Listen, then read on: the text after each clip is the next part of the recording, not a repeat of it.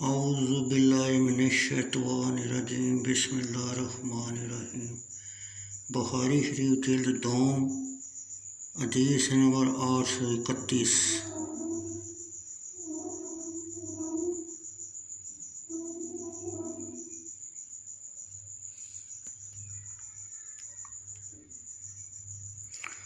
حضرت ابن عباس رضی اللہ تعالیٰ عنہ سے روایت ہے، رسول اکرم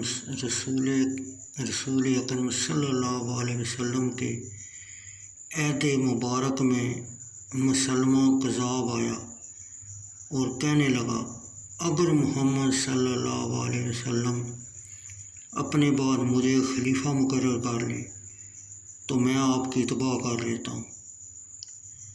اور وہ اپنی قوم کے بہت زیادہ لوگ لے کر آیا۔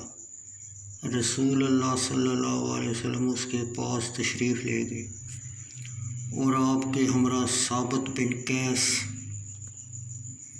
بن شماس بھی تھے، اور رسول اللہ صلی اللہ علیہ وسلم کے دست مبارک میں کھجور کی شاخ کا ایک ٹکڑا تھا۔ حتیٰ کہ مسلمان کذاب کے پاس کھڑے ہوئے وہ اپنے ساتھیوں میں تھا۔ آپ صلی اللہ علیہ وسلم نے فرمایا، اگر تو مجھ سے یہ شاخ کا ٹکڑا بھی مانگے تو میں تجھ کو وہ شاخ کا ٹکڑا بھی نہیں دوں گا۔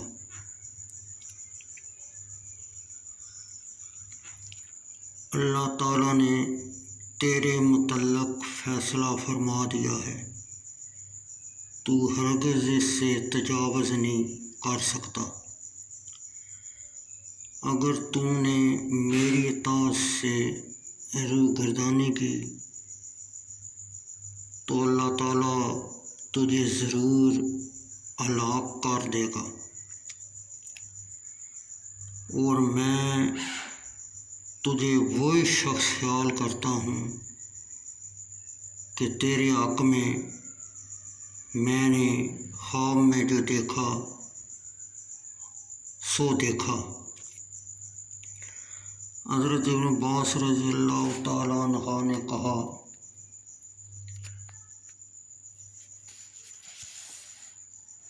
حضرت ابو ہریرہ رضی اللہ تعالیٰ عنہ نے مجھ سے بیان کیا کہ رسول اللہ صلی اللہ علیہ وسلم نے فرمایا، ایک دفعہ میں بھی خواب تھا۔ میں نے خواب میں اپنے ہاتھ میں سونے کے 2 کنگن دیکھے۔ مجھے ان کے اثر نے غمناک کر دیا، تو خواب میں میری طرف وحی کی گئی کہ دونوں کنگنوں کو پھونک مارو۔ میں نے دونوں کو پھونک ماری، وہ اڑ گئے۔ میں نے ان دونوں کی تعبیر یہ کی کہ میرے بعد 2 کذاب ظاہر ہوں گے۔ ان دونوں میں سے ایک اسود اسنی اور دوسرا مسلمہ کذاب ہوگا جو صاحب یمامہ ہے۔